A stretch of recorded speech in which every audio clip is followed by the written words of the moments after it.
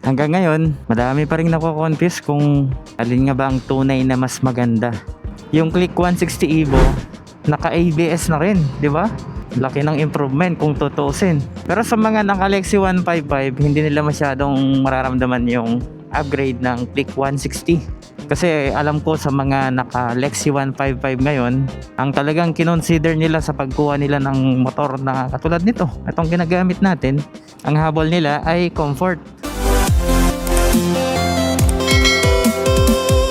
Ito lang yung makikita nyo sa kalsada na wala siyang katulad pagdating sa kanyang itsura. May kamukha nga si Click 160 sa SYM, kung kilala nyo yung Samurai 155. Talagang copy niya yung mukha niya. Isa sa kino-consider ng mga naka-Lexi user ngayon, yung kanyang footboard. Kasi talagang marerelax ka dito sa footboard nitong si Lexi, napakaluwang. Pwede mo pang i-stretch yung paa mo. Pero kung dati ka naman ng Click user guys, kapag nag-upgrade ka ng Click 160, syempre mararamdaman nyo yung power kapag galing kayo ng Click 125 tapos mag-upgrade kayo ng Click 160. Talagang ibang iba talaga yung power na ibibigay sa inyo ng mas mataas na CC. Madami ring nagalit dun sa ginawa ni kapwa ni Filipino rider dun sa ginawa niyang content na pinaglaban niya ang Lexi tsaka Click. Yun talaga yung performance ni Honda, wala tayong magagawa. Kaya ang magandang labanan sana kapag magte-testing, mas maganda sana kung may top end. Kasi nung tinry ko sa ADB 160, kapag sa starting naiiwan talaga, pero kapag nasa gitna dulo, maganda yung niya, performance niya.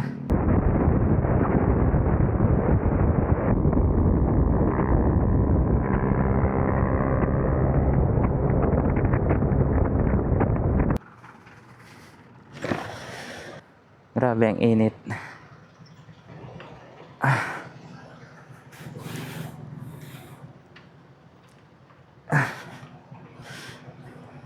Ganito pala kaluwang yung compartment ni Lexi. Sakto lang naman, madami na rin kayong may lalagay na gamit dyan.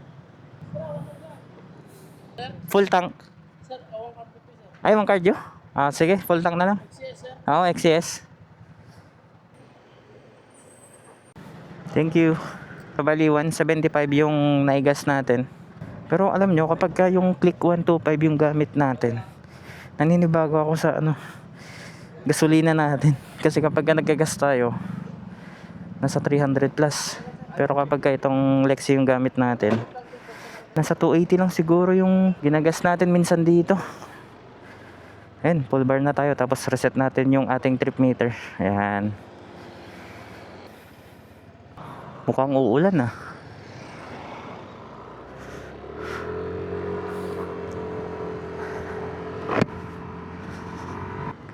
Hindi lang pala Click 160 Evo yung lalabas ngayong 2026. Pati pala yung Bergman 1.5. Okay, so number 1, eto magbibigay lang tayo ng tatlong advantage para at least mas mabilis yung tandaan yung mga sasabihin natin. So syempre, unahin natin ang Lexi 155. So itong mga sasabihin natin, base lang ito sa mga experience natin sa motor na to. So unang-una, hindi mawawala dyan yung comfort na sinasabi natin. Kasi dyan talaga nakilala itong motor na to. May pagka maxi scooters yung riding position niya. Pagdating sa kanyang handling naman, napakagaan niyang i-drive. Hindi talaga kayo maninibago dito. Mas okay pa yung kanyang body position dito kasi medyo naka-upright tayo. Tapos itong natin, paa natin, na-stretch pa natin. Hindi ka talaga mangangawit dito. Tapos sa kanyang upuan naman, advantage mo kung matangkad ka na rider. Kasi kapag maliit ka, hindi ko talaga sinasuggest na ito yung kunin mo. Kasi kahit ako na nasa 5'8", medyo tiptoe pa rin tayo dito. Mataas talaga tong upuan ni Lexi. Talagang kapag umupo ka kasi dito guys, mararamdaman mo na para kang nakaupo sa butaka. Tatlo lang yung binigay ko sa inyo kasi alam ko naman yan yung isa sa hinahanap nyo sa isang motor, di ba? Sa upuan, sa kanyang gulay board, maluwag. Tapos sa kanyang handling, sobrang gaan. Ayan, kung pasok doon yung choice nyo, pwede nyo i-consider to. Tapos punta naman tayo sa Click 160. Alam nyo naman kung power ang pinag-uusapan pagdating sa makina, malakas talaga si Click 160. Kung gusto nyo talagang mag racing kahit all stock, yun, pwede siya yung piliin nyo. Tapos kung talagang gusto nyo talaga ng medyo makapalang gulong, kasi yung gulong ni Click 160 mas malapad, nasa 120 by 80. Samantalang tong si Lexi naman nasa 100 by 90 yung kanyang gulong. Pagdating din sa kanyang tank capacity, nasa 5.5 liters yung tank capacity ni Click 160. Sa performance ng Click 160, bukod dun sa pagiging matulin niya sa performance, matipid din siya sa gasolina. Ang average fuel per liter nila sa waswasan tsaka long ride nasa 45 to 48 km per liter. Halos dikit lang din sila nitong Lexi natin, pero ang maganda lang kasi doon sa Click 160, na maintain niya yung pagiging matipid niya. Kasi wala siyang BBA katulad nito. Si Yamaha kasi guys, meron siyang variable valve actuation. Ito yung kapag nasa 7.5 RPM, kapag binirit mo yung motor mo, para siyang magtuturbo. Ayan o, mabilis yung kanyang acceleration. Medyo magastos lang siya ng konti doon sa Click 160. Pero once kasi na nagamit nyo to, mag-enjoy kayo sa performance nya. Try nating hatawin. Hindi ko lang alam kung nakikita yung speedometer natin, kasi nag-upgrade kasi ako ng smoke na screen protector. Ayan guys, stock lang to.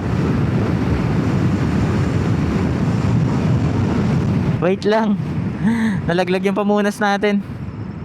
2 beses na kasi akong nalaglagan ng guys, pamunas. Medyo okay pa man din tong pamunas ko. Itago muna natin.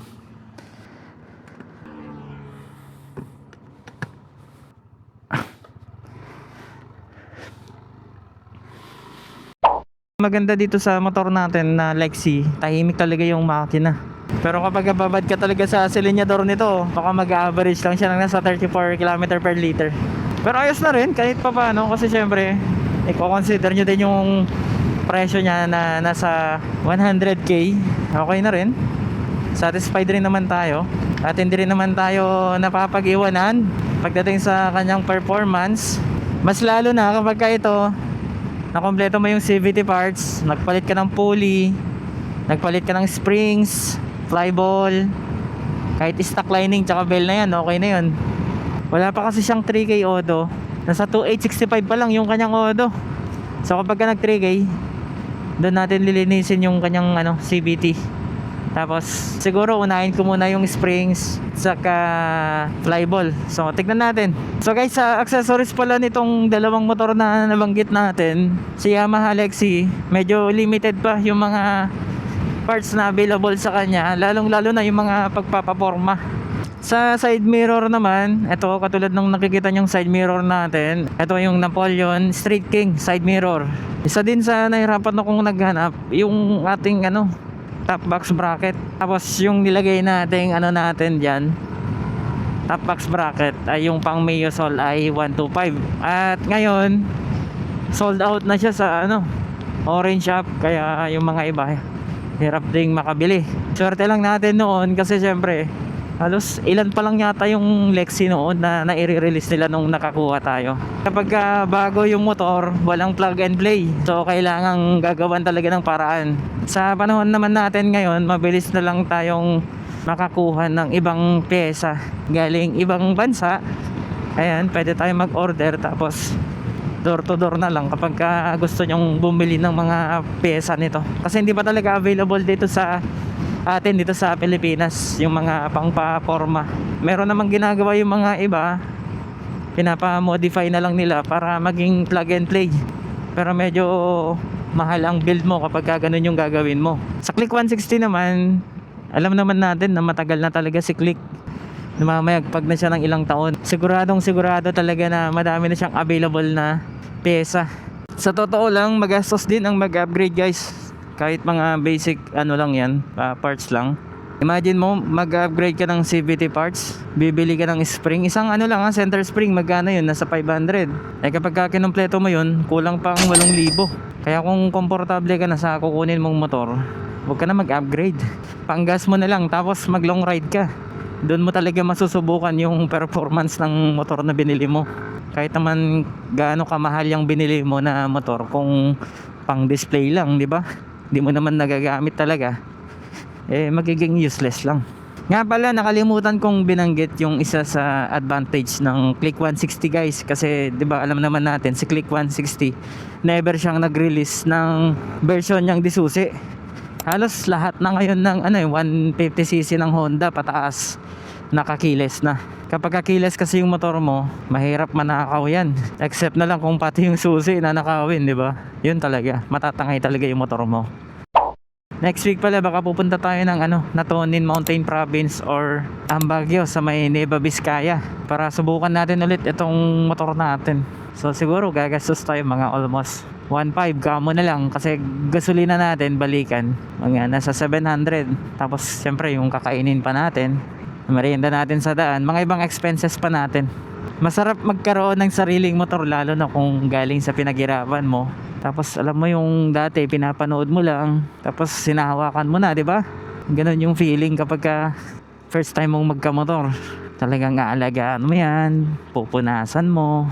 Kaya ang masasabi ko kapag bibili kayo ng motor nyo, wag yung papakialaman kung ano yung stock na itsura niya para kapag nagsawa kayo at nagtagal, pwede nyong mabenta ng medyo mahal pa, 'di ba? Paborito rin pala ang gamitin ng mga nagmo-mototaxi itong Lexi. Ramdam na ramdam nila yung pagiging komportable nitong motor na to. Tapos siyempre pati rin yung mga inaangkas nila. Ito yung final na masasabi natin dun sa dalawang pinagpipilian nyo guys. Pag-isipan nyo mabuti. Tapos wag kayong magpadalos-dalos dahil lang sa nakikita nyo. Porque kasi ganito mas komportable. Porque kasi ganito mas matulin. Tignan nyo talaga yung pinaka fit para sa inyo kung alin yung kukunin nyo, no? Para maging masaya kayo sa makukuha nyong motor. Hindi yung porket maganda sa kanya, maganda rin para sa'yo. Lagi mong tatanungin sa sarili mo kung ano ba talaga yung purpose ng kukunin mong motor. Gagamitin mo ba siya pang daily, pang forma, or pwede ring both, pang forma, pang daily. Kahit saan naman dun sa dalawa na yun Ulitin natin guys sa mga hindi pa nakakaalam ng price nitong Lexi. Nasa 99,900 yung price niya. Pero may mga ibang dealer kasi na ang presyo niya mas mahal, nasa 103,000. Tapos before tayo mag-end sa ating video, gusto ko lang sabihin sa inyo na sana mag-comment naman kayo kung sakaling nakakuha kayo ng Lexi or Click dahil sa video natin. Paki-comment naman sa ating comment section para at least meron tayong pagbasean kung sino ang mas effective sa dalawa. Click man yan or Lexi, i-comment nyo para diretso lang. Wait, dito ni. Sa tingin nyo, anong mas sulit? Magsabi lang kayo ng totoo Lexi 155 or Click 160. Sabihin nyo lang yung totoo. Comment lang kayo sa comment section natin. Sa mga hindi pa nakasubscribe sa ating YouTube channel, please subscribe and don't forget to hit the notification bell para lagi kayong updated sa ating latest videos. Once again guys, this is Boss Phantom Speed. Ride safe and God bless.